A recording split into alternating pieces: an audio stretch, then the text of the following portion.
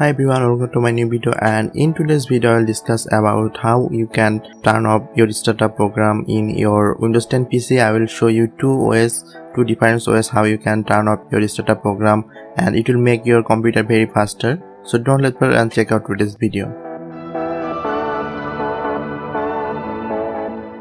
The first option is from your start menu. To go to the startup setting, you just need to click on the start button, and from here you need to search for startup, and you can see this apps here, startup app.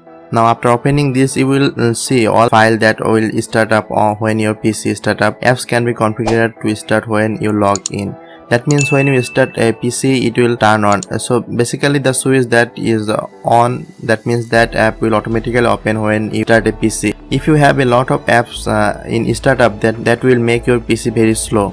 So you need to disable as much as possible so it will not affect on your startup. But you should not stop everything. Like here you can see that the Realtek HD audio manager, this is necessary for our PC, and some apps need to run on startup because without starting them it will not work good. And you can also see the impact on PC. I mean, when a PC start, how much a app's startup will impact on PC. You can see this Adobe Creative Cloud will have no impact, or Adobe GC incompatible utility, that will have high impact. So I just disable this one so it will not affect on my PC. Now there is another option, you can disable the startup apps. You can just click on the taskbar, right click on the taskbar and go to task manager, and from here you can see all the running apps, and you can see a menu here that is startup. So you need to go to the startup, and here you can see all the apps that have disabled or enabled status written here. You can see all the apps, and if you want to disable anything, you can just right click here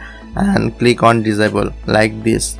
So this is the two ways that you can disable any startup program on Windows 10 PC. I hope you learned something new, and if this video helped, please do let me know in the comment section. And if you have any other video request, also please let me know in the comment section. I will try to make those videos. I'll see you guys on the next video.